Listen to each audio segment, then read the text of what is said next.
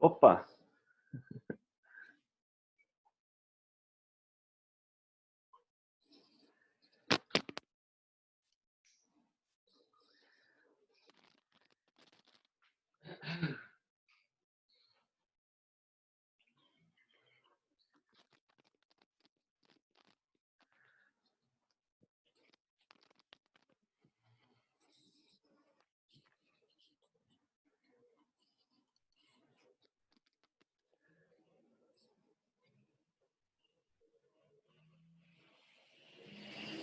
Então, querem aproveitar para fazer alguma pergunta, comentário, pessoal? Como é que estão aí?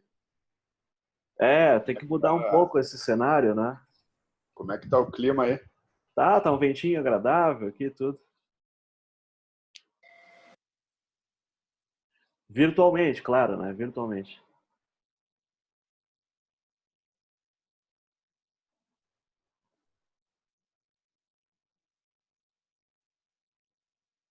Então, estamos quase começando. Alguém quer aproveitar para fazer um comentário, uma pergunta aí, uma sugestão?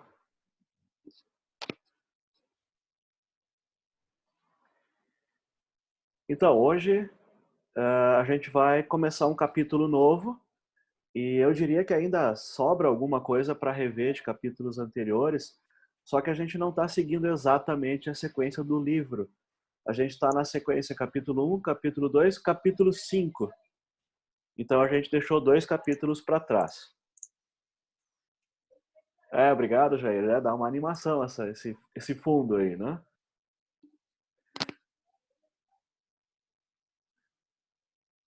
Até aí tranquilo também, pessoal? Eu vou abrir aqui a minha área para compartilhar com vocês e eu quero mostrar a nossa área no Moodle e mostrar o BlueJay hoje. Pode ser? Jogou?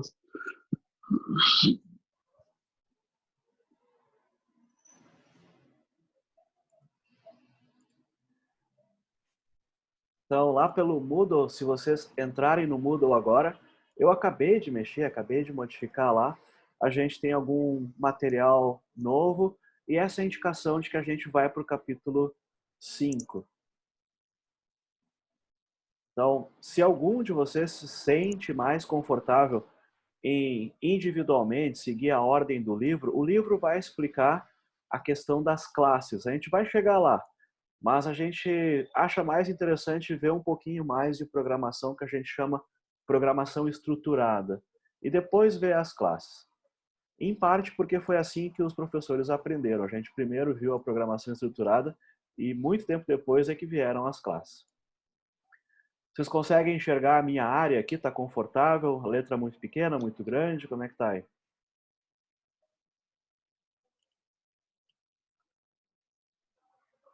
Tá bom.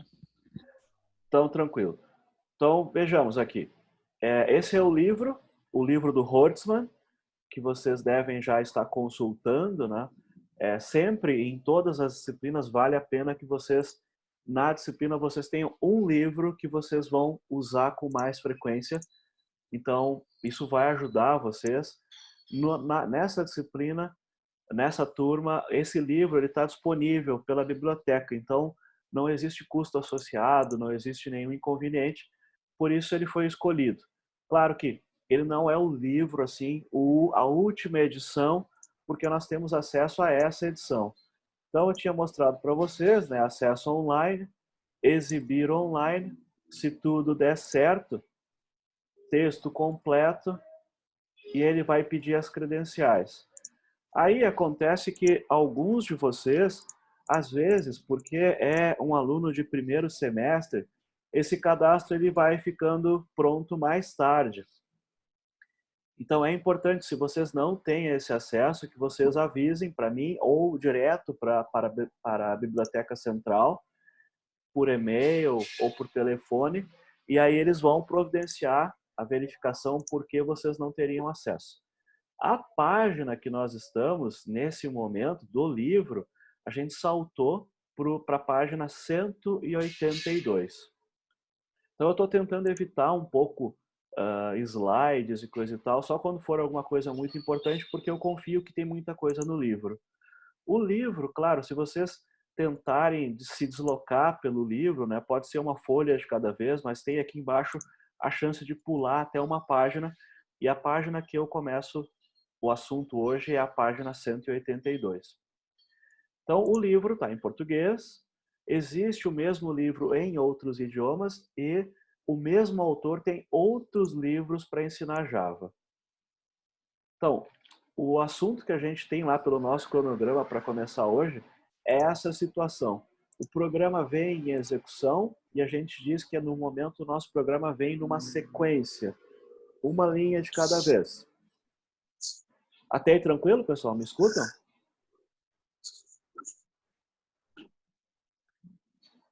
E agora vai acontecer esse losango aqui, essa figura, ela indica o seguinte: nesse ponto existe uma escolha, existe uma decisão.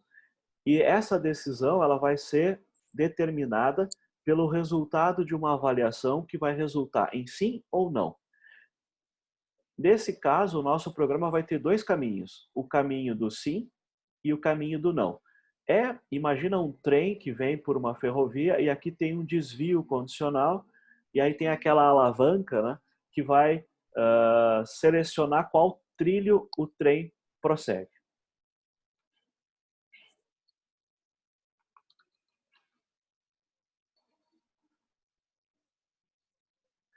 Certo, o Bruno pede aqui para fazer a divulgação de uma sala no programa Discord. Então, o Discord é um programa que muita gente usa relacionado com atividade social, com jogos, e é muito interessante. Então, ele está dizendo que nós temos uma sala, porque existem salas para todas as disciplinas. Tá? E a gente pode ter uma sala nossa, então vocês podem se manifestar. Como eu tinha comentado, acho que na sexta, né, é muito legal que vocês tenham salas que vocês possam se encontrar. No nosso caso presencial, seria a biblioteca, seria o Grêmio Estudantil, seriam os restaurantes. É muito legal. Então, eu vou deixar lá no Moodle esse endereço do Discord que o colega passou agora. É uma forma de manter contato com os colegas. E a gente tem também a chance de ter uma sala que os alunos e eu também possamos nos reunir segundo a oferta do Bruno. Obrigado, Bruno. Então, ficou ali, depois eu passo lá no Moodle esse endereço. Boa iniciativa. Mas voltando, então, a esse assunto do comando condicional. Até aí foi, pessoal. É um pouco difícil porque o programa ele vai ter dois caminhos, né? E isso complica um pouco, porque a gente vai ter uma execução em uma situação e comandos diferentes em outra situação. Então, imagina que a gente fizesse um plano de viagem. E aí a gente combina com a família, olha, se tiver frio, chovendo, a gente vai para a serra. Se tiver um tempo bonito, a gente vai para a praia.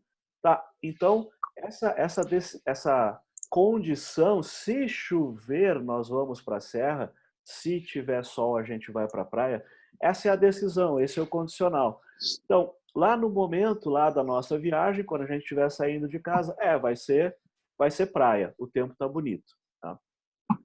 Então, o programa ele vai ter essa previsão de uma avaliação que vai ser feita lá na execução do programa, e aí um plano vai ser executado, o outro não, e quem controla qual executa ou não é uma expressão associada com um comando novo que a gente vai ver.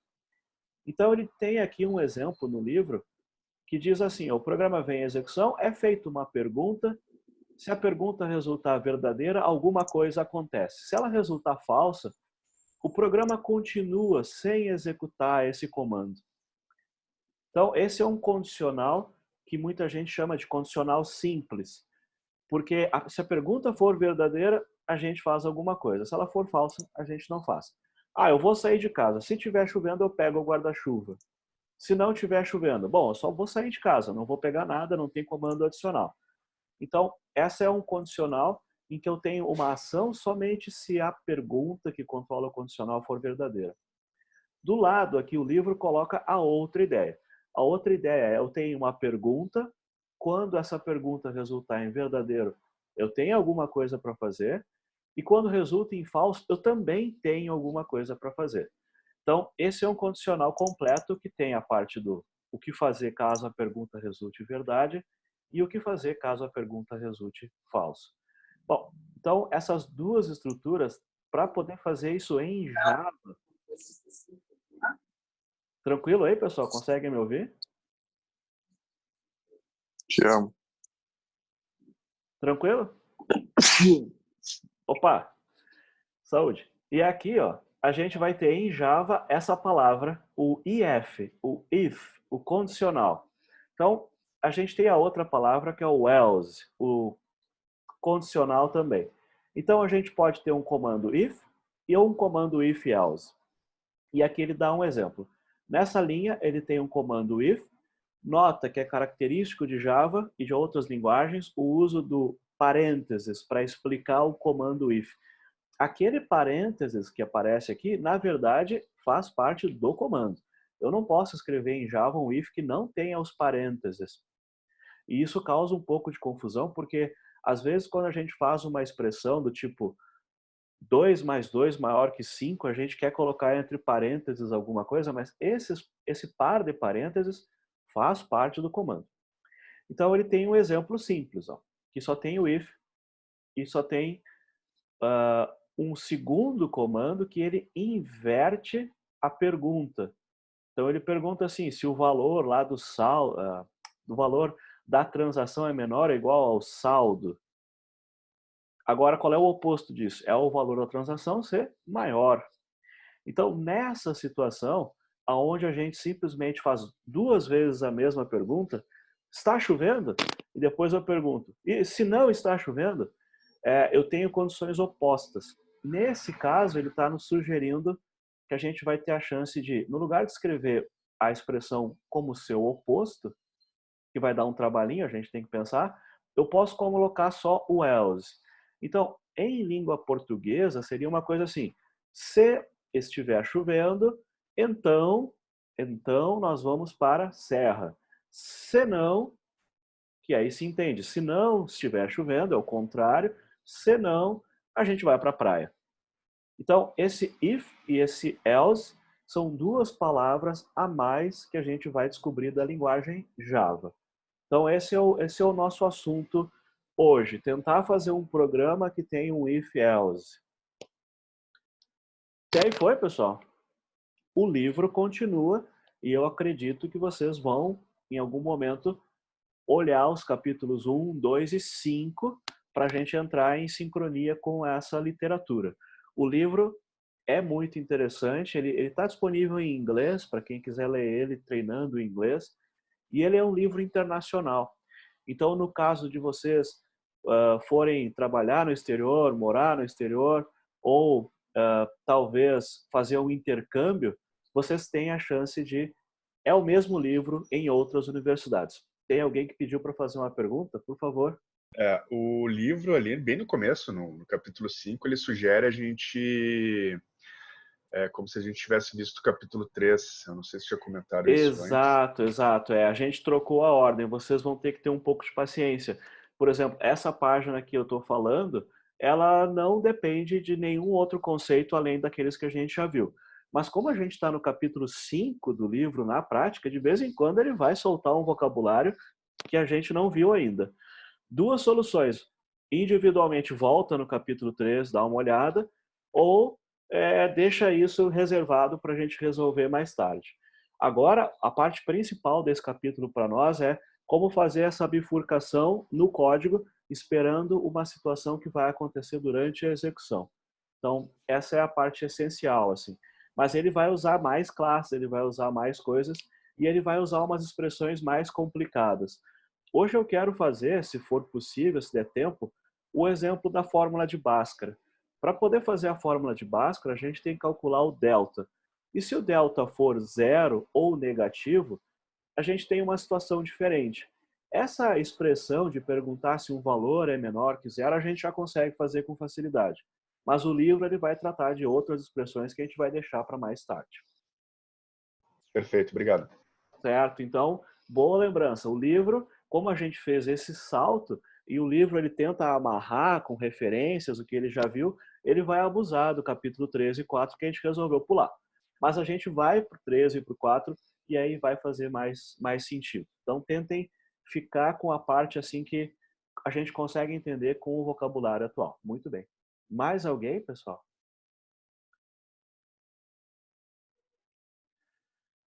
Bom, o que vai acontecer? O que vai acontecer agora, que eu acho que o nosso próximo desafio é assim, os nossos programas ele vem executando. Significa que quando o programa terminar de executar, todas as linhas executaram na ordem que elas aparecem no texto. Agora a gente vai ter uma novidade. Algumas linhas do programa elas só executam em uma certa condição. Por isso, como se a gente tivesse um trem, a gente tem ramais diferentes da linha. Eu posso alguns comandos executaram, outros não, na outra situação são outros comandos. Então, a execução, ela resulta de comandos que foram de fato ativados. E o condicional ele vai impedir que alguns comandos sejam ativados. Então, o programa ele vai ter resultados de execução diferentes de acordo, possivelmente, com valores que a pessoa digitou. Então, claro, o primeiro programa para esse tipo de coisa, para não complicar, é informe um valor inteiro e aí a gente vai dizer se o valor é par ou é ímpar. Então, eu tenho que conseguir fazer uma conta para me dizer se esse valor é par ou não. Então, essa conta que diz se um valor é par ou não é uma expressão aritmética que está ligada com outra expressão, que é uma expressão que a gente chama relacional. Então, eu preciso saber assim, se eu pegar um número e calcular o resto da divisão inteira, opa, tem que lembrar, o resto da divisão inteira, que é o nosso percentual, por 2, e o resto da divisão resultar zero, é porque esse número é divisível por 2, então eu vou dizer que ele é par. Agora, a conta do resto da divisão a gente sabe fazer. O que a gente ainda não fez é como perguntar se dois valores são iguais, se um é maior que o outro, e essa é a expressão relacional que a gente vai precisar agora. Bom, então vamos tentar fazer esse programa. Descobrir se um número é par, sim ou não. Então a pessoa digita um valor e aí a gente vai dizer uma mensagem, esse número é par ou não é par. Podemos lá?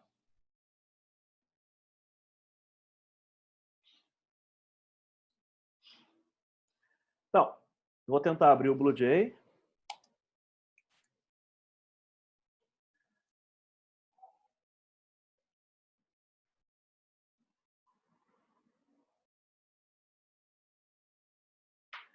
E aqui no BlueJay, primeiro eu vou fazer uma conta e depois eu vou tentar fazer o condicional. Vamos tentar fazer em duas etapas.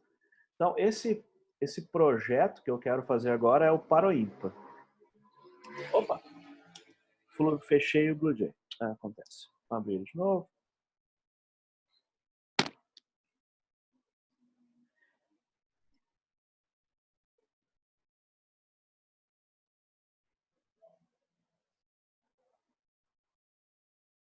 Então, a gente tinha o projeto da última vez, agora eu vou tentar... Mas, olha só. Falha minha. A terceira vez dá tudo certo.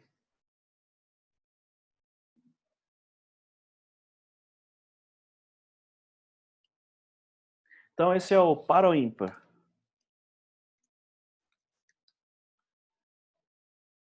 Eu vou colocar PRJ para me lembrar que isso é o nome de um projeto. Bom, e aí a gente vai criar finalmente uma classe. Essa classe até agora a gente tem chamado ela de main, por causa do URI. Só que esse não é um exercício direto do URI. Eu posso dar o nome que eu quiser. Eu posso continuar chamando de main se eu quiser. Então, até aqui a gente criou uma classe, eu posso compilar para ver se está tudo bem. Se eu quiser anotar, né, para lembrar o que foi que aconteceu, e é um hábito que a gente pode manter aí individualmente.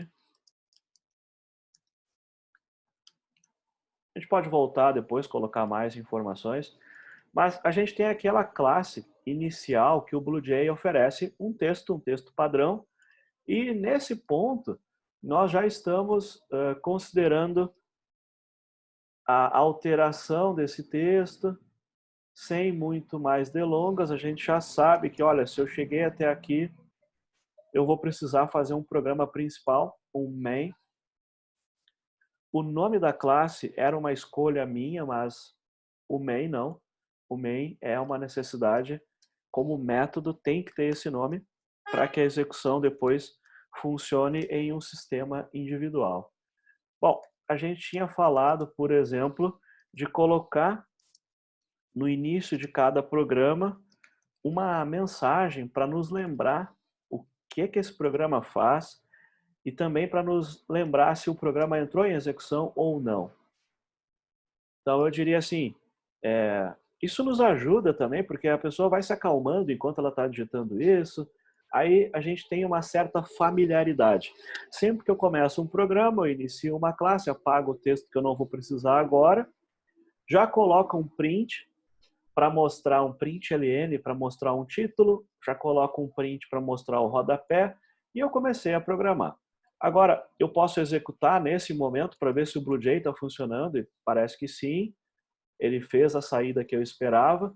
De vez em quando essa janelinha desaparece, e aí a gente tem que reabrir ela, lá em cima, no menu, mas até aqui tudo bem. Só que o tipo de programa que a gente faz nesse momento obriga que eu seja capaz de aceitar uma digitação da pessoa que está usando o programa. Então, é quase certo que eu preciso iniciar com um import, porque eu acho que vai ter um scanner. Vai ter um scanner, alguém vai digitar alguma coisa. Compila, acertei. Lembra que scanner é o nome de uma classe que fica dentro do pacote útil, e o pacote útil fica dentro de outro pacote chamado Java. Isso é uma convenção para programas muito extensos. Todas as classes têm um prefixo que vai indicar em qual pacote ela se localiza. Se a gente vai precisar ler do teclado, é natural que eu precise usar o system_in. Mas eu não estou usando o system_in de forma direta. Eu estou usando o system_in de forma indireta.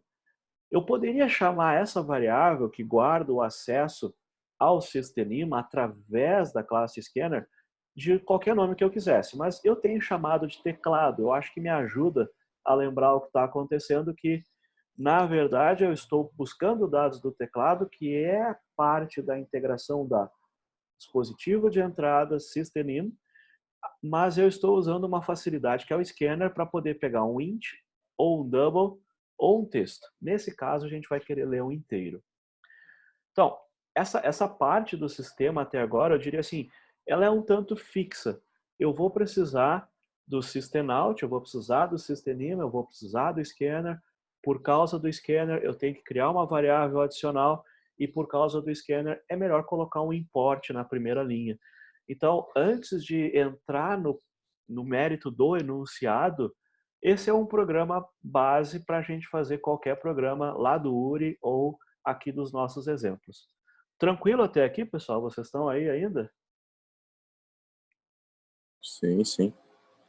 Tranquilo? Eu tenho feedback só de 2, eu acho, mas os demais também, se quiserem levantar a mão ou perguntar alguma coisa, é importante saber se a conexão está chegando até você. Se o vídeo trava, eu faço uma pausa para a gente passar desse ponto.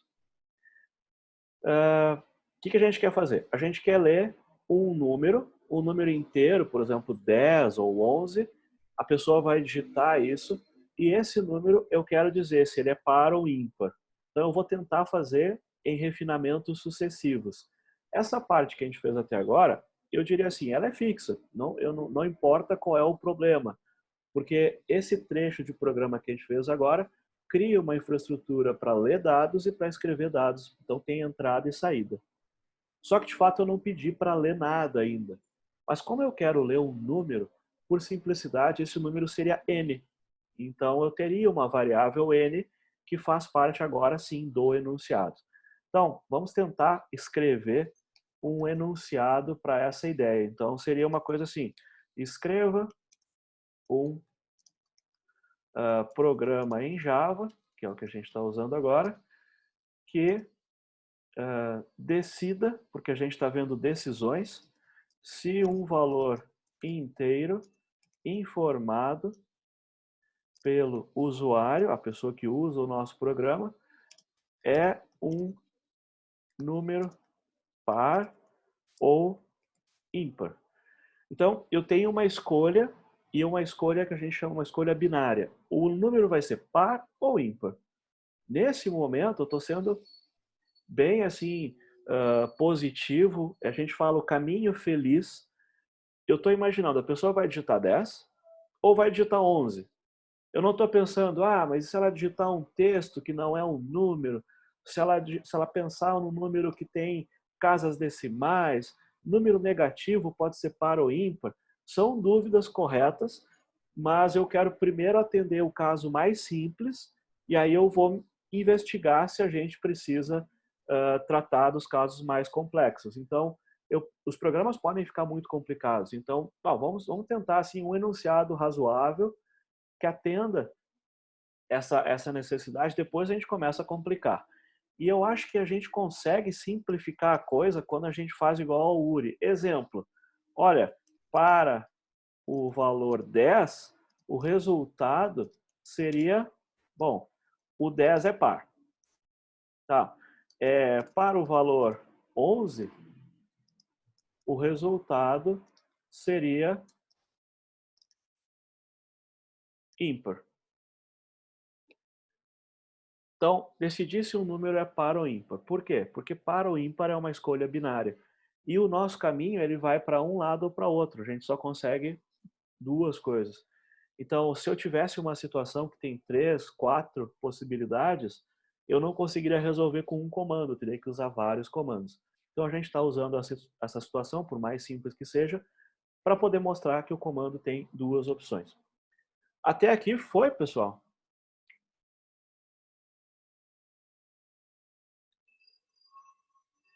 Tranquilo?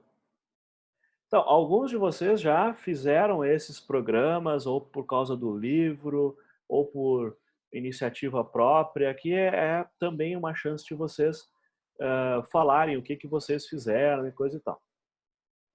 O que está faltando nesse enunciado é que o valor inteiro ficou assim, genérico, um valor inteiro. E lá naqueles enunciados que a gente estava falando, geralmente tem assim, um valor inteiro N. Bom, então lá no programa esse número vai ser N. Nesse enunciado eu não botei. Então a gente vai ter que inventar. E aí agora eu fixei um N, mas se não existisse N, eu teria que usar. Geralmente se usa ABC ou N, X, Y, mas algumas vezes o enunciado traz um nome do tipo salário ou e-mail. Aí é melhor usar esse nome do que usar X, Y, V1, V2. Mas nesse caso um número eu posso usar num, número, eu estou usando N para digitar menos. Então, olha, eu tenho essa variável N. Só que esse é um programa em que não existe um cálculo que resulte em um valor novo. Ó. Então, o que eu estava explicando? Às vezes no enunciado não aparece inteiro N. Não aparece o nome da variável, então a gente vai ser obrigado a escolher. À medida que a gente vai avançando, o enunciado tem menos dicas de programação. Então, aqui eu disse que é um valor inteiro e eu disse que o nome dele no programa poderia ser a variável n. Mais tarde a gente vai dizer que é um valor que é para o ímpar, a pessoa vai ter que assumir que é um inteiro e vai ter que assumir o nome para a variável, vai ter que completar o enunciado. Então, até agora, com o que está na tela, o que a gente esperaria agora? Que eu faria um cálculo e resultaria um valor, e aí eu vou dar um print desse valor. Mas não é bem isso que a gente tem que fazer. O que a gente tem que fazer é fazer o cálculo, e aí sobre um resultado dessa expressão, eu vou mostrar o texto par ou o texto ímpar. Então eu não consigo pegar o valor 10 e fazer um cálculo que vai resultar o texto par de maneira fácil com o que a gente sabe, não é um cálculo aritmético. Então, eu vou precisar usar o que a gente está falando, que é um comando condicional, um comando A diferente que a gente não tinha visto ainda. Até tem como fazer em Java esses cálculos de resultar par ou ímpar, mas não pela aritmética. Eu teria que usar estruturas de dados que a gente também não viu. Então, é mais comum agora usar o comando condicional. Até aqui, pessoal, tudo que aparece no programa deve ser familiar para vocês, concordam?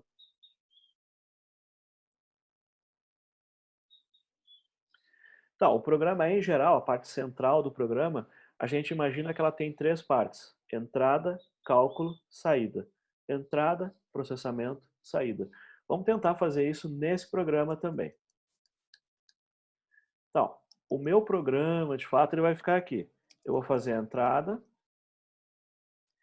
eu vou fazer o processamento e eu vou fazer a saída.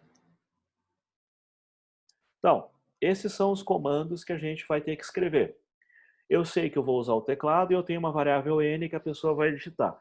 O que seria a entrada? A entrada seria n recebe, aí eu vou pegar lá do teclado usando o programinha next int, que é o programa que permite que o valor que foi digitado no teclado seja convertido em um inteiro.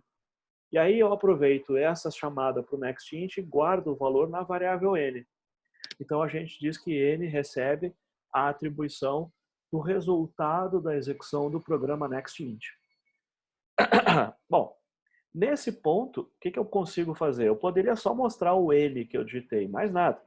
Eu não estou indo direto para a solução, eu estou tentando abordar de maneira que eu vá conseguindo programar e encontrando assim uma fronteira daquilo que eu não fiz, mas uma garantia daquilo que eu já completei.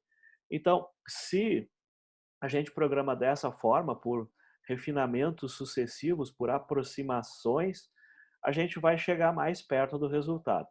Se vocês lembram, esse programa que está na tela agora a gente já fez. Digita o número e mostra o resultado. Então, eu vou tentar compilar. Ele não é a resposta, mas ele é na direção da resposta. Bom, então ele colocou lá para o ímpar foi dessa vez, aquela outra vez ali em cima é da outra execução. E eu vou colocar um teste, 10. Se eu colocar um 10, vai aparecer 10. Fim. Legal. O programa está fazendo o que eu esperava. Eu ainda vou ser mais insistente e vou digitar de novo. Vou digitar agora o outro exemplo que eu tenho, que é o 11. E ele leu 11 e digitou, apresentou, imprimiu, escreveu 11. Então, em azul é o que eu digitei e em preto é o que o programa escreveu. Não existe assim muito controle se eu poderia apagar o azul ou não. É um detalhe que a gente não está tentando colocar agora. Bom, agora finalmente eu tenho que fazer o processamento. E o processamento ele vai ter que decidir se o n é um número par ou não. Como é que eu sei se ele é um número par? Eu vou pegar o valor de n e vou fazer o cálculo do resto da divisão inteira por 2. E no momento, eu vou quebrar a nossa regra e eu vou colocar um print aqui. Então, eu fiz um cálculo que é qual é o resultado do resto da divisão inteira do valor que a pessoa digitou por 2. Então, é uma questão aritmética. Vai resultar num número. Só que o resto da divisão por 2, ela só pode resultar 0 ou 1. Eu não consigo 2. Se o resto da divisão fosse resultar em 2, ele permitiria dividir mais uma vez por 2 e o resto daria 0. Então, quando eu faço o resto da divisão por um valor, o resultado vai estar entre 0 e esse valor menos 1. Mas isso é aritmética. Isso a gente já estava fazendo. Então, a minha dúvida agora é o seguinte: quando eu digitar 10, qual é o valor que vai aparecer? Quando eu digitar 11, qual é o valor que vai aparecer? E agora o próximo número seria 12 na sequência. 12, qual é o valor? Então, aqui a gente está só observando o resultado daquela expressão. Então, se eu digitar 10, 10 em azul foi o que eu digitei, o resto da divisão dá 0 e o valor digitado, apresentado uma segunda vez, vai dar 10. Tá bem. Agora, se eu executar e digitar 11, vai aparecer 11 em azul, só que agora o resto foi 1. Opa! E o número que eu digitei foi 11, a digitação estava certa. Agora, se eu tentar, por exemplo, 12, o 12, quando executa, ele repete a situação do 10. E agora o que a gente está entendendo é assim, quando eu fizer aquela conta do resto da divisão e o número for par, a resposta é sempre 0. E para todo número ímpar que eu testar, a resposta vai ser sempre 1. Então eu posso usar isso para criar uma condição e com essa condição controlar se vai aparecer na tela par ou ímpar. Até aí foi, pessoal?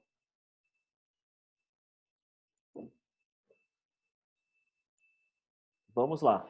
Então, o que aparece aqui no println? Ah, perfeito. O colega está dizendo que no lugar de fazer o programa, a gente poderia ter feito, por exemplo, com essa área, que ela vai aparecer aqui como CodePad ou ScratchPad, e aí nessa área eu poderia ter colocado um valor 10, resto da divisão por 2, e 11, resto da divisão por 2. E aí a gente vai ter essa mesma confirmação, só que sem executar o programa. Então, 12, resto da divisão por 2. Tá, mas eu não estou acompanhando essa história do 0 ou 1. Então lembra que é aquela divisão que a gente discutiu da última vez. Mas se o programa fosse um pouquinho diferente, eu quero dizer se o número ele é múltiplo de 7. Então, 21, resto da divisão por 7, vai dar 3 vezes 7, 21, beleza, ele é múltiplo. Agora, 22, resto da divisão por 7, pois é, sobrou 1, porque 3 vezes 7, 21, sobra 1. 25, resto da divisão por 7, sobra 4. A divisão não foi exata. O 25 não é divisível exatamente por 7, sobra 4. Então, a gente está usando isso com 2 só vai resultar 0 ou 1. Agora, se eu dividir isso por um número maior, no caso de 7, pode resultar 0, é divisível exatamente, não tem resto da divisão, 1, 2, 3, 4, 5 ou 6, porque eu dividi por 7. Então, a gente está usando essas expressões e é legal, muito boa lembrança, usar o CodePad ou o ScratchPad para poder observar isso. Até aqui foi, pessoal?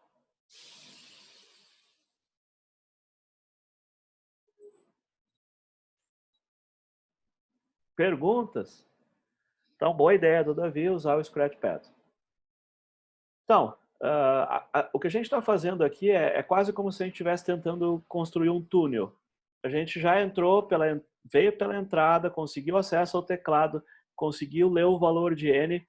Até aqui eu acho que o programa já está certo. Só que daqui para frente ele está incompleto. Eu vou ter que passar até a outra ponta e conseguir fazer a saída correta. A saída correta é quando eu conseguir mostrar par ou mostrar ímpar, não os dois juntos. Então, a gente está construindo da entrada até o final. Mas a gente sabe que no final a gente quer mostrar par ou ímpar. Bom, o que falta fazer agora? Falta a gente complicar mais um pouco. Agora, o complicar mais um pouco eu vou tentar fazer uma outra expressão, que é essa aqui. Essa é uma expressão nova, que é diferente dessa expressão que apareceu aqui. Então, o que a gente tem pela frente? A gente tem aqui um número, que a gente sabe que vai ser sempre 0 ou 1, e eu tenho aqui uma constante, que é sempre 0, e agora eu usei o sinal de igualdade, e nesse sinal de igualdade eu quero descobrir se o valor que resultou do cálculo é igual a 0. E aí, essa operação é uma operação que a gente chama de relacional, e significa que quando eu uso igual, igual, a resposta não vai ser um número, a resposta vai ser um valor. E esse valor vai ser verdadeiro ou falso. Então, vamos lá para o Scratchpad, excelente lembrança lá. Então, aqui, se eu perguntar 3 é igual a 0, 3 é igual a 0, não é igual, então isso é falso. E se eu perguntar 0 é igual a 0? Sim, é igual, então isso é verdadeiro. Em inglês fica true ou falso, verdadeiro ou falso. E aqui aparece um boolean. Então, o bool é o nome de uma pessoa. E ele é um matemático que ele criou uma outra álgebra para trabalhar com valores verdadeiro e falso. Então, a gente tem nas outras disciplinas o pessoal está falando sobre isso. Aritmética binária, está falando sobre lógica booleana, e aqui a gente está usando na programação. Confere?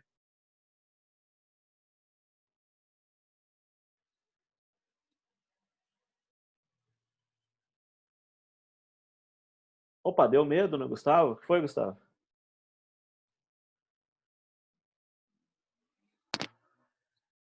Então, eu posso fazer perguntas, né? Do tipo, 4 é maior que zero? E aí a gente vai usar aquela parte do computador que a gente tinha falado, que é a unidade de lógica aritmética. E aí, a aritmética a gente já fez, essa é a parte da lógica. 4 é maior que zero? Sim. Então, o resultado da expressão, quando envolve igual ou envolve maior, o resultado vai ser um valor que diz sim, confere, ou um valor que diz não, não confere. 4 é menor que zero? Não, não, não. 4 é maior, então é falso. Tá?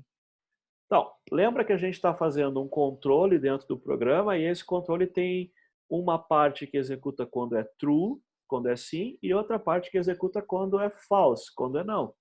Esse é o comando que a gente está vendo hoje, o condicional. Só que aí eu sou obrigado a pensar numa equação que envolva igual, menor ou maior, e quando ela for avaliada, ela resulta true, e aí eu coloco um comando para executar quando resulta true. E quando resulta falso, eu coloco outro comando. No nosso caso é assim, a gente tem que pensar numa expressão que quando avaliada vai retornar true quando o número for par, e aí vai aparecer systemout.println par, ou uma expressão que quando for avaliada resulta em falso, e aí vai aparecer ímpar. Acontece que o número nunca pode ser par e ímpar ao mesmo tempo. Por isso a gente vai fazer, ao invés de duas expressões, fazer uma expressão e controlar com o oposto dela, que é o else, que a gente viu lá no livro. Então, aqui eu posso perguntar, por exemplo, falso é igual a falso? Ops. Então, primeira lembrança que o livro vai fazer, esse false e esse true, eles fazem parte da linguagem Java e eu não posso escrever ele entre aspas, eu não posso escrever ele em maiúsculas, tem que escrever como está aqui, porque ele é um valor como se fosse uma constante, como a gente já usou, 0, 4, 3, true e false são constantes. E aí foi, pessoal?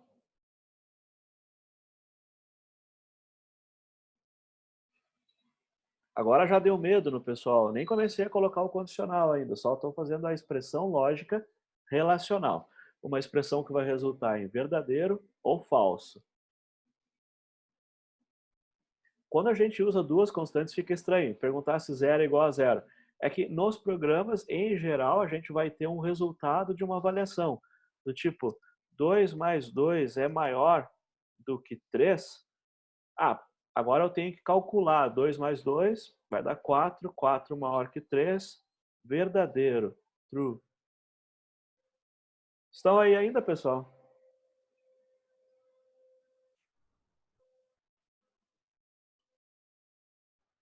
Então, o que a gente quer fazer é uma fórmula que coloca assim, ó, 10 resto da divisão por 2 é zero, certo?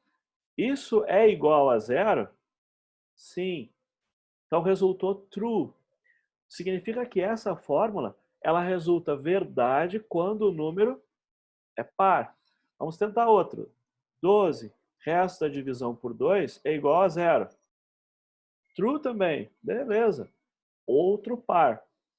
Tá, mas eu tenho que saber se ela resulta falso quando não for par. Então, 11 resto da divisão por 2, isso é igual a zero? Falso. Não, porque quando eu divido 11 por 2, o resto é 1. E aí ele pergunta se 1 vai ser igual a zero, a resposta é falsa. Vamos tentar um outro par. 13 resto da divisão por 2, isso é zero? É falso. Espera aí.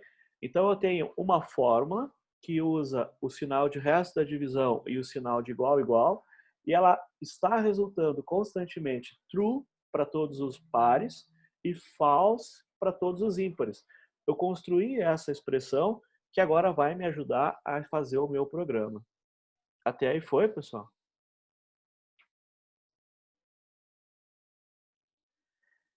Então, o que o nosso programa usa é true ou false. Mas eu não quero imprimir true ou false, eu quero escrever par ou escrever ímpar. Continuamos, então?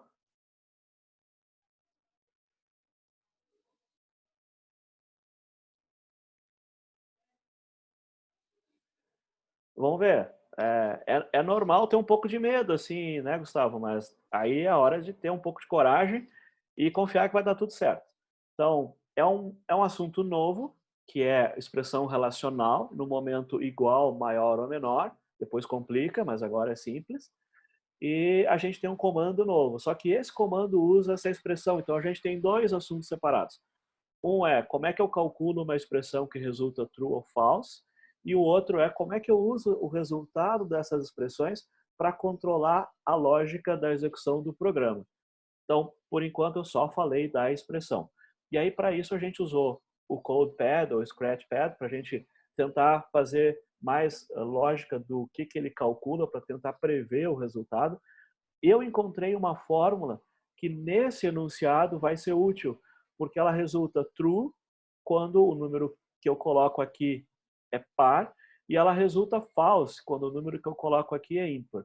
Mas como é que eu consegui essa fórmula? Porque eu sei que o resto da divisão de um número par por 2 é zero. Então, se eu comparar isso com a minha expectativa que é zero, ele vai conferir se o resultado da divisão para esse número tem resto zero, que é o que eu espero, e ele vai dizer confirma ou não confirma, true ou false. Então, a dificuldade aqui era qual é a conta que eu vou ter que fazer para resultar true quando for par e false quando for ímpar. Essa é a conta que a gente vai ter que imaginar como calcular. Da outra vez era assim, eu tinha que fazer o raio, a área de um círculo. Aí a fórmula foi dada. Agora, para descobrir se é par ou ímpar, a gente teve que recorrer a uma fórmula que a gente mesmo criou dentro do programa. Então, esse programa que a gente fez até esse ponto, ele faz o resultado que aparece ali. Se eu colocar ele para executar, a gente vai fazer o mesmo teste que a gente fez aqui embaixo no Scratchpad. Eu vou colocar lá o valor 10, Enter, e aí, opa, 10, resto da divisão por 2 é zero. Esse zero é igual a zero? Sim, true. Opa. Aí a gente colocou para executar outra vez, agora com 11, que é o outro teste que a gente tem lá do enunciado. E aí, 11, resto é 1. Esse 1 é igual a zero? E a resposta é false. Não é. Ah, pois é. Então, eu acho que eu tenho uma fórmula, eu acho que eu tenho uma equação que resulta um valor verdadeiro ou falso, que vai ser útil agora para fazer o controle. Só que para conseguir essa equação, eu tenho que fazer uma operação que muitas vezes retorna um número e depois comparar se esse número é o número que eu busco. Então agora a gente pode finalmente usar o comando condicional. Bom, como é que ficaria isso? Eu já sei que essa fórmula, eu já testei ela várias vezes e ela faz o que eu quero. Ela resulta em true ou false. Então eu vou fazer uma coisa assim, ó. Se, aí, bom, eu vou querer essa fórmula aqui. Se essa fórmula aqui for verdadeira, tá? Se isso aqui resulta em verdadeiro, eu vou querer escrever par, porque nesse caso ele é par. Se não for verdadeiro, eu também tenho uma coisa para fazer. E nesse caso, essa coisa que eu vou fazer é escrever ímpar. Opa.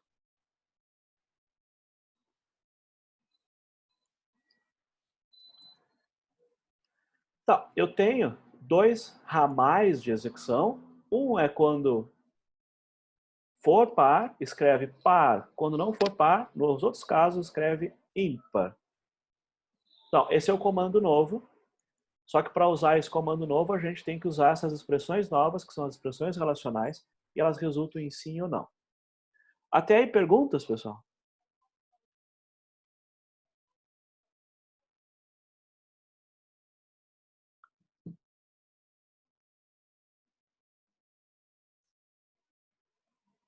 Perguntas? Não? Vocês têm que dizer sim ou não. Aí eu sei que vocês estão recebendo o vídeo. Não. Não, sem perguntas. Tá, vamos ver. Vamos ver se eu consigo explicar o que aconteceu. Essa parte aqui, ela não é necessária para o programa. É só uma forma de que a gente olhe se o valor calculado no controle é o valor que eu espero que o controle calcule e depois eu uso esse valor para fazer o desvio. E esse desvio que aparece aqui, ele vai ser o resultado do comando condicional que, digamos assim, quando for par, essa é a única linha que existe nesse bloco. E quando for ímpar, nesse bloco só existe essa linha. Então aqui a gente tem 4 linhas de programa, só que durante a execução vai ser feito um cálculo na linha 28, e aí ou vai executar a 29 ou executar a 31. Mas porque a gente escreveu com if e else, se executa esse, nunca vai executar esse e vice-versa. Bom, deixa eu tentar executar o programa e vamos ver o que vai acontecer. Eu vou tentar usar o primeiro teste que a gente conhece, que é o 10. E aí, Enter. Opa, digitei 10. Resultado, 0. A fórmula deu true e eu usei a fórmula e mandei imprimir par e não apareceu ímpar. Vamos executar de novo para o outro teste. 11, Enter. E agora, 11. O resultado deu 1, a fórmula lá relacional deu falso, e aí por isso ele caiu no outro ramal, no ímpar. É o que a gente esperava. O programa ele resulta em par ou ímpar. Agora, esse processamento que aparece aqui, o programa funciona, claro, sem ele. Eu não sou. Ali foi só para a gente visualizar a etapa. O controle mesmo aparece aqui.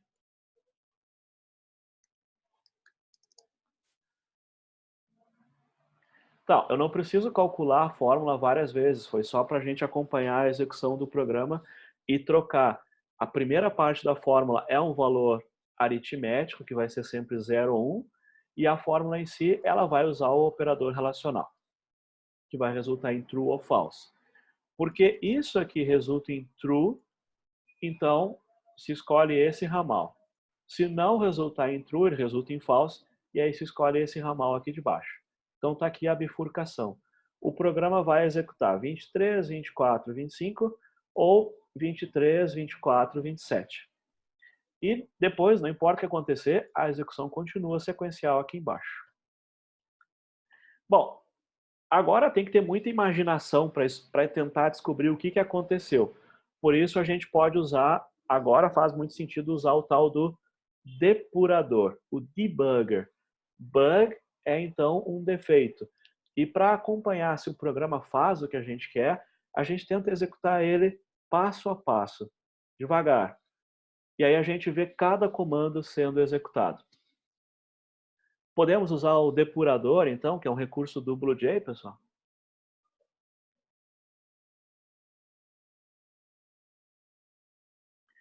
Vamos lá. Então, o que a gente quer fazer? A gente quer usar o BlueJ em um recurso que ele tem que permite que a execução seja monitorada e que ela seja executada um comando de cada vez. O BlueJ executa uma linha do programa, para, e espera eu dizer para ele, olha, vamos para a próxima linha. Aí ele executa a próxima linha, para, e essa forma de execução a gente chama de depuração, execução para teste, e a gente faz isso com o uso do computador. Agora que a gente tem um programa que tem uma bifurcação, ainda é mais importante isso, porque eu tenho que saber, afinal, qual foi a linha que executou. Então, eu preciso compilar o programa, eu tenho que ter certeza que ele está compilado, e agora a primeira coisa que a gente faz é, usando aqui o indicador do mouse, eu vou até o número da linha e dou um clique ali. E aparece uma placa em inglês, stop. Stop é a placa de pare em língua portuguesa. Então tem ali o stop. Tá? Então eu preciso clicar para colocar um ponto de parada. Se eu executar assim, o BlueJ vai até o final e para a execução. Se eu colocar um ponto de parada aqui, ele vai parar ali e vai começar a ter um diálogo comigo se eu quero executar o próximo passo, o que eu quero fazer. Então, só que isso só vai funcionar se eu pedir para compilar. Eu posso colocar em algumas linhas, existem linhas que eu não consigo colocar. Aqui aparece, ó, não consigo colocar um ponto de parada, não existe código para essa linha. Tá maluco? Como assim? Tem um int n aqui, por que não posso? Aí na 15 funciona, na 18 funciona. Na 17, cara, não tem código para 17. Por que a linha 16 não funciona?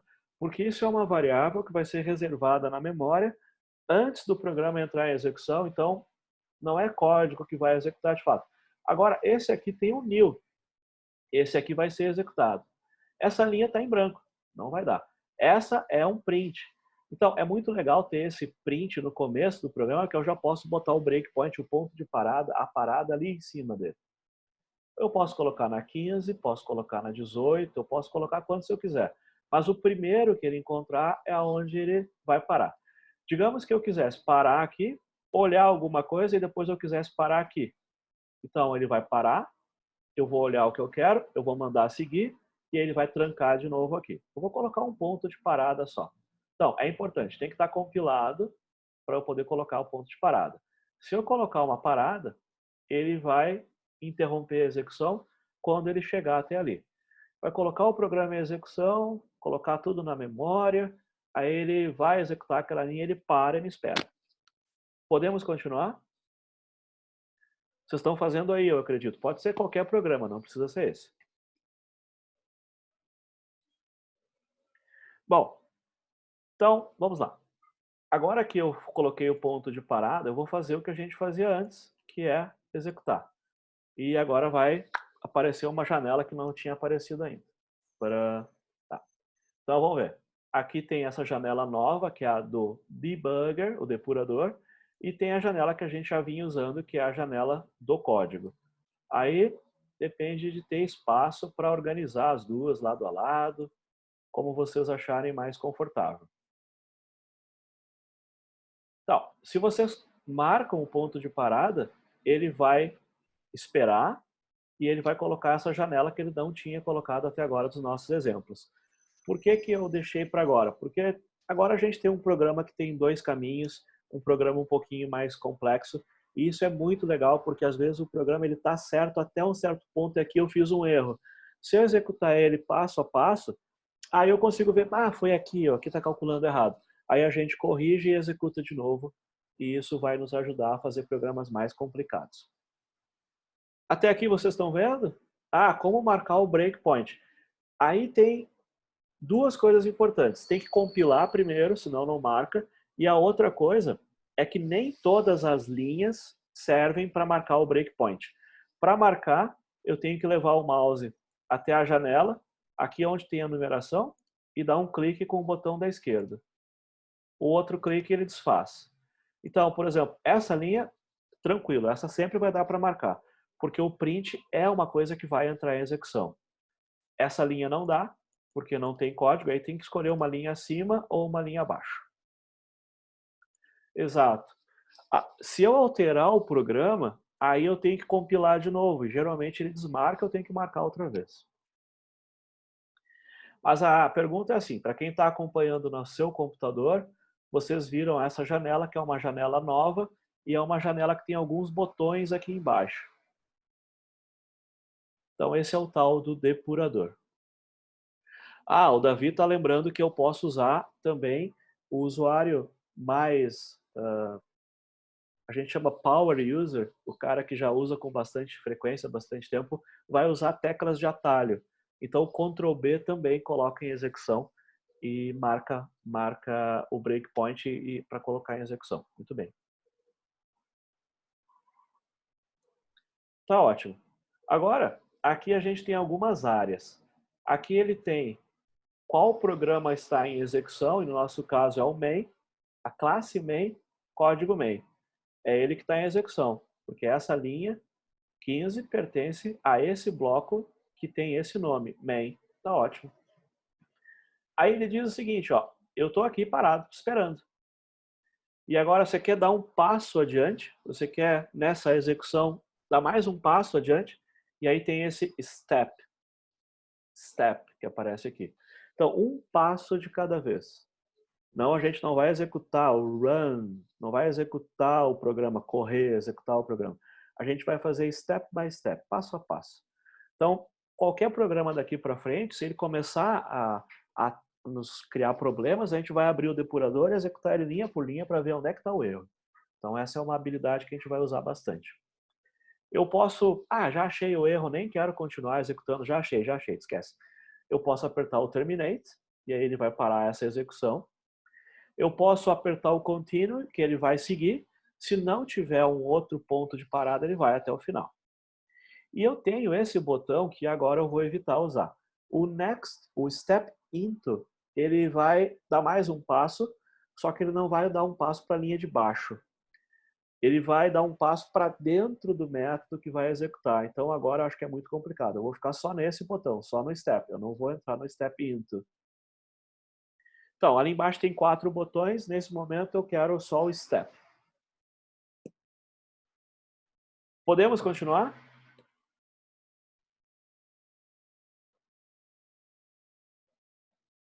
Então, a memória do computador, ela guarda valores. Eu tenho uma variável aqui chamada args, eu tenho uma variável chamada teclado e eu tenho uma variável chamada n.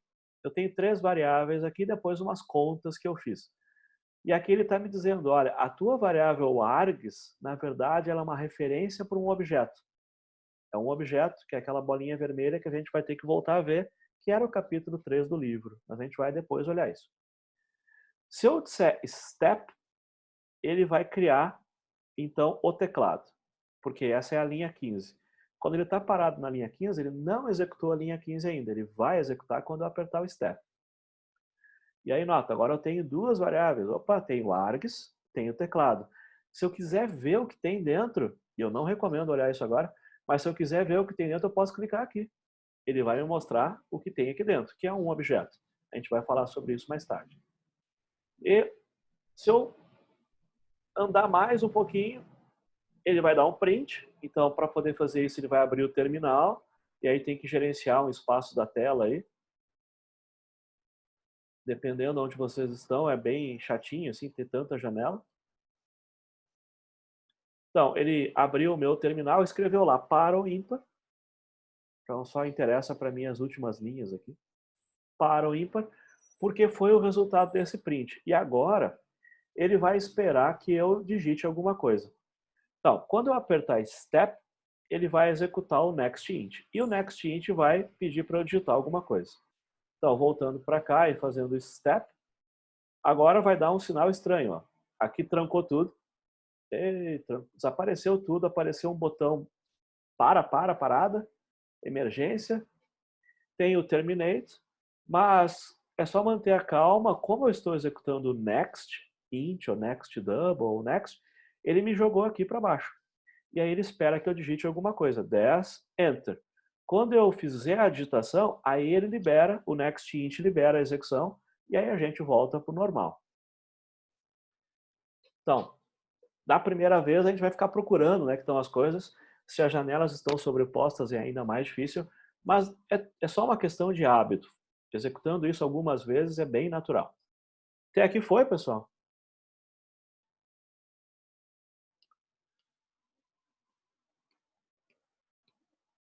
Conseguiram aí fazer? Quem está fazendo no seu computador? Bom, então olha só. Essa é uma coisa bem interessante. Além de fazer a execução passo a passo do programa, ainda eu posso olhar as variáveis do meu código. Então, somar 2 números, a área do círculo, se eu executar com um debug, eu vou ver o conteúdo de cada variável. E aqui eu tenho essa situação onde eu consigo ver que o n vale 10, o teclado é um objeto e o args também é um objeto. No nosso ponto, nessa linha 24, dessas 3 variáveis, só uma eu estou usando.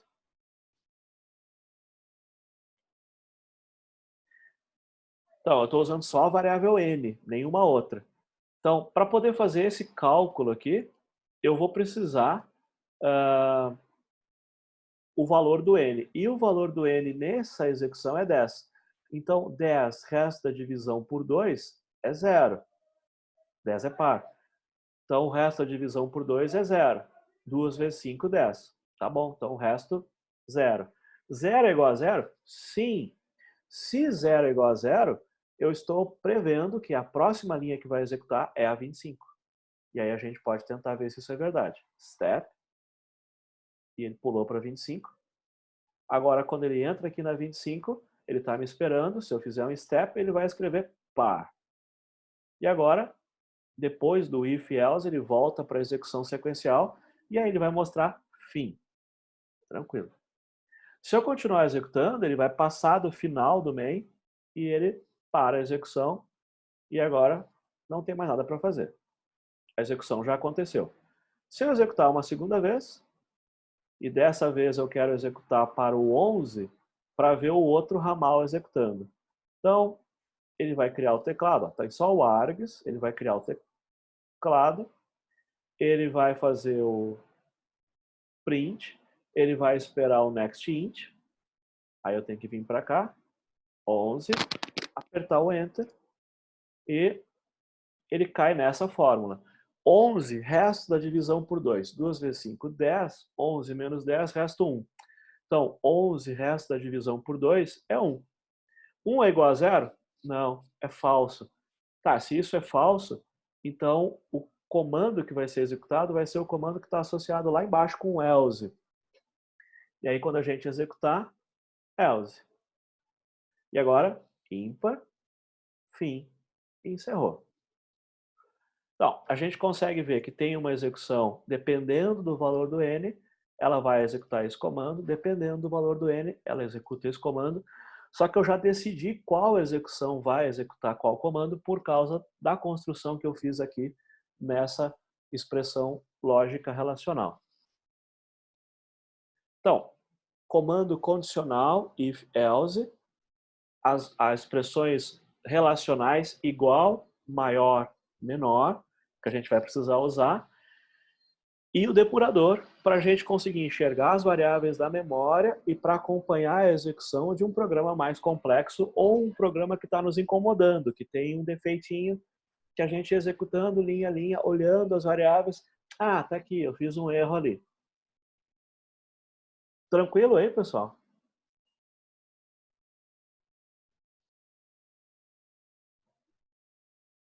Então, a gente já tem entrada, scanner, system-in, a gente tem saída, system-out. Para fazer alguns exercícios que a gente vai fazer, eu preciso do printf para fazer uma saída mais bonita, mas entrada e saída era, por enquanto, next int, next double, next, print, println, printf. Os cálculos aritméticos são as operações aritméticas básicas, multiplicativas, aditivas, então asterisco, barra, percento, mais e menos. Depois, a gente tem as relacionais, igual, igual, maior e menor. Isso lembra muito da matemática, né? Das outras disciplinas devem estar usando conceitos similares. Só que apareceram dois valores que não tinham aparecido, que é o true e o false. O true, ele faz parte da linguagem Java. Se eu quisesse ser muito chato, eu poderia, por exemplo, escrever uma expressão do tipo assim, se isso é igual a true. Então, agora eu estou perguntando, quando eu calcular n resto da divisão por 2 e comparar com 0, vai dar true ou false. Se der true, é a mesma expressão, só que eu escrevi a palavra true explicitamente. E eu poderia fazer uma maluquice do tipo assim, se isso é diferente de false. Que é um outro jeito de escrever a mesma coisa invertendo a situação. Então, se isso é diferente de falso, é a mesma coisa de perguntar se é igual a true e é a mesma coisa de escrever omitindo a comparação, porque se isso é true, ele vai resultar true, eu não preciso comparar de novo. Mas eu posso usar true e false como parte das expressões. São constantes em Java. True e false podem fazer parte do nosso código. Aqui ele só vai acontecer quando houver execução. É errado colocar parênteses a mais? Não, isso vai ajudar vocês, mas na verdade a lógica é assim. Ele primeiro executa as aritméticas e por último ele executa as relacionadas. Travou aqui. Então, eu não sou... Não...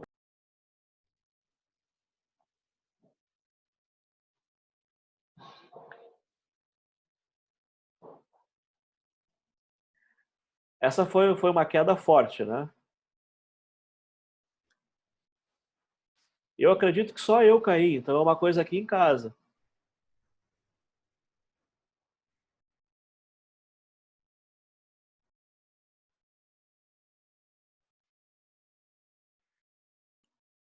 Então, era muita coisa ao mesmo tempo, né? Chegou a cair a conexão. Pessoal, essa é a primeira vez que alguns de vocês viram o comando condicional, o if-else, a expressão relacional, a álgebra booleana, a álgebra do boole. Vai exigir um pouquinho de prática. O depurador do BlueJ vai ajudar um pouquinho. O Scratchpad vai ajudar também. Então, agora é uma questão de refazer, de reforço, de procurar o livro, de tentar fazer os enunciados que aparecem no URI ou no próprio livro também. E eu tinha dito que seria um problema que a gente pode atacar agora, que seria escrever a fórmula de Bhaskara, a equação do segundo grau. Porque a equação do segundo grau ela vai fazer um cálculo que envolve raiz quadrada e potência, e esse cálculo vai resultar em um cálculo intermediário que, se o valor for negativo, não existe raiz. Então, o exemplo do cálculo da fórmula de Bhaskara é usado porque ele vai resumir tudo o que a gente fez. Eu vou ter que ler os valores de A, B e C da equação quadrática, eu vou ter que fazer um cálculo envolvendo raiz, aritmética, divisão e potência. Depois eu vou ter que pegar um pedaço desse cálculo, que é o delta da equação quadrática, e descobrir se ele é igual a zero, tem uma raiz, se ele é menor que zero, não tem solução. Então, a questão da Bhaskara, o nosso assunto não é Bhaskara, é que é um exemplo de um cálculo que a gente já viu em algum momento ou está usando e, na verdade, ele resume toda a matéria até o momento. Então, se a gente consegue fazer, entender o programa da Bhaskara, a gente está indo bem na matéria. Tranquilo? A Bhaskara tem ali no URI, né? Online, se não me Sim, engano. no URI tem um dos exercícios, exatamente, um dos exercícios era a Bhaskara, e em parte é por isso que a gente está vendo o condicional, porque dependendo do enunciado a gente só consegue completar se houver um comando condicional. Eu tô indo pro 1005, que é Average 1 e tem Average 2 ali. Eu nem comecei ainda, mas já, enfim, já eliminei algumas. Certo, ótimo, ótimo. Então, com esse if e o else, a gente tem um tipo de controle, que é o controle de decisão, o controle de seleção de qual parte do programa vai executar. Depois a gente vai ter o controle de repetição, de laço. Se a gente tiver o if else e o while, que é o repetição, a gente faz qualquer programa daquela lista. Então a gente está acrescentando o nosso vocabulário. Conseguem me ver, pessoal? Eu caí feio aqui, mas voltei.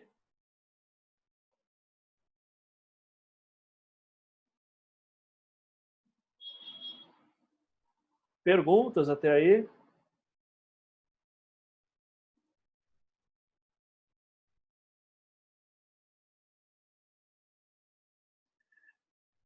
Bom, vocês lembram daquele diagrama que eu coloquei agora no Moodle, né? Classe Scanner, o import da Scanner, classe System, não precisa de import porque é Java-Lang.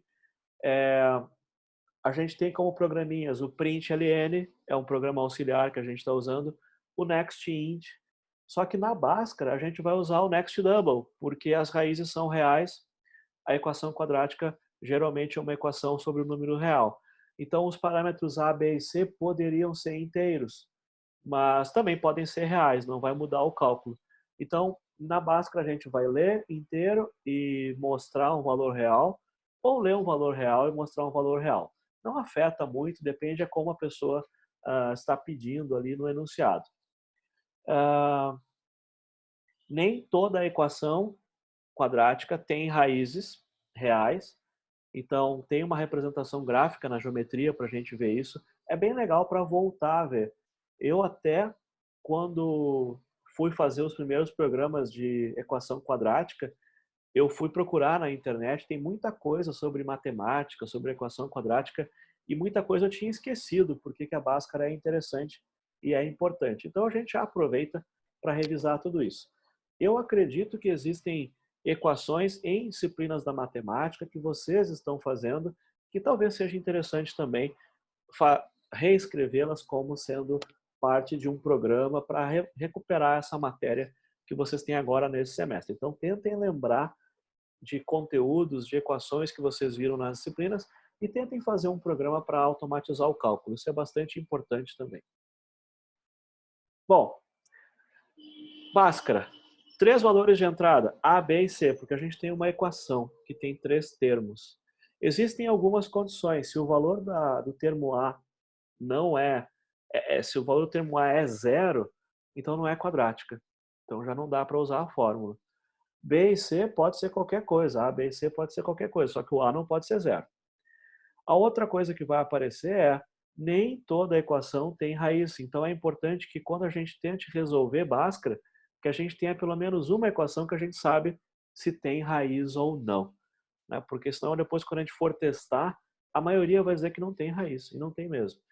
Poucas equações têm raiz.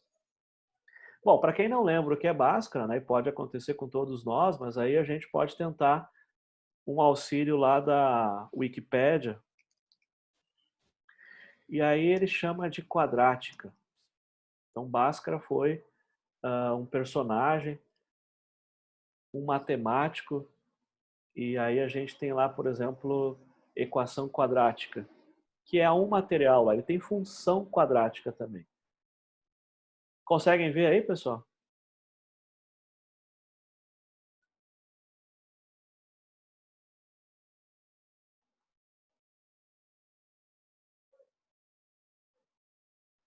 Tudo certo? Estão me vendo?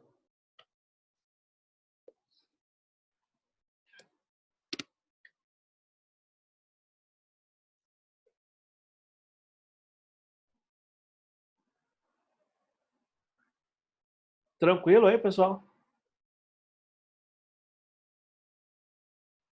Opa!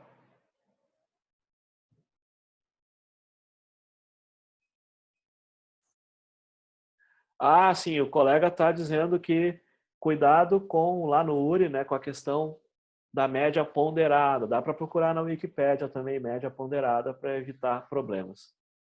Vocês conseguem ver aqui a equação quadrática?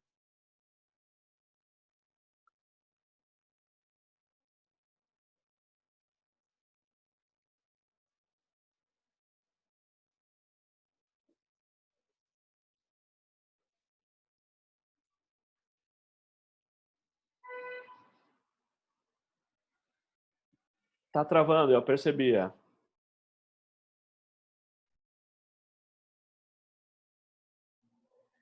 Então, a fórmula que a gente está falando é essa fórmula aqui.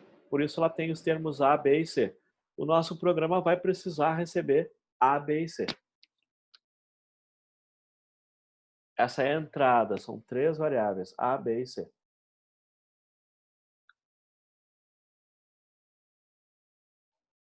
Conseguem me ouvir? Continuo? Nós temos alguns minutos aqui. Certo. Então, eu gostaria que vocês tentassem fazer o programa e na quarta-feira a gente vê até onde cada um foi em relação ao Bhaskara e em relação ao URI Online Judge. Então, na quarta-feira, eu vou perguntar como resolver e aí eu espero a ajuda de vocês. Então, para quem não lembra, entradas A, B e C, saídas R1, R2. Então, aqui tem a discussão, a gente vai precisar calcular a primeira raiz e calcular a segunda raiz. Como é que eu faço a raiz quadrada? Math, M-A-T-H, java.lang.math.sqrt, square root. Como é que eu faço quadrado? Math.pow. Mas eu posso fazer simplesmente b vezes b.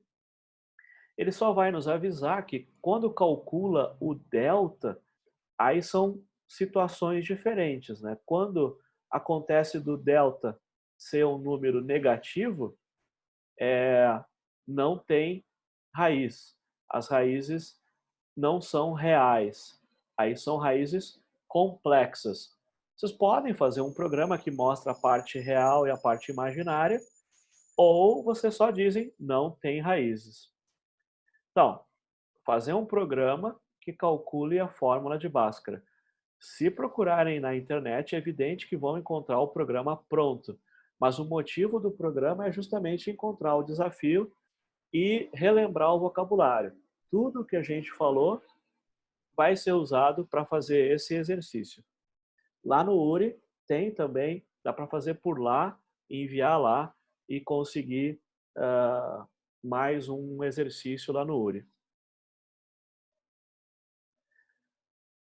Um colega pergunta se a gente pode combinar uma estrutura condicional e outra estrutura condicional. Sim, eu posso ter dentro de uma estrutura outro condicional. Eu posso ter um condicional depois de um condicional e um condicional dentro de um condicional. Em geral, a gente evita muito aninhamento, o ninho, né? Um dentro do outro. A gente evita quando possível. Mas é possível, o livro fala sobre isso. Ah, pois é, o Jair está perguntando lá no URI qual é o exercício Bhaskara. Bom, de cabeça eu também não sei. Alguém respondeu que é o 1036. Então, dá para pular por aqui, mas ele tem uma caixinha que dá para saltar. E aí aqui, 1036, fórmula de Bhaskara, e ele por algum motivo passou para inglês. Volto para Ah, poxa. Que anticlímax, espera aí.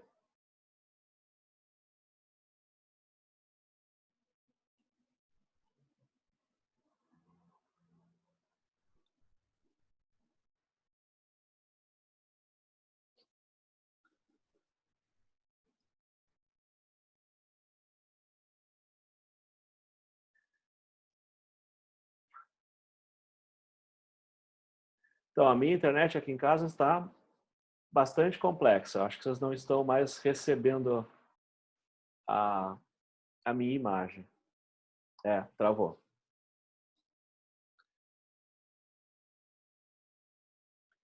Bom, eu acho que eu consigo o Bhaskara em inglês. Mas, nesse caso, 3 números em ponto flutuante, mostrar as raízes. Se for impossível calcular, mostrar impossível calcular. Então, aqui tem exemplos de equações com os seus coeficientes A, B e C. E aqui o resultado, se é possível ou não calcular. Sendo possível, quais são as raízes. Complicado que para passar na avaliação eu tenho que acertar a ordem também, né? A primeira raiz tem que ser esta e não dá para inverter. Então, dependendo do que acontecer, eu tenho que mudar lá na fórmula. E ele tem uma exigência também de 5 casas decimais, tem que cuidar isso na hora de formatar.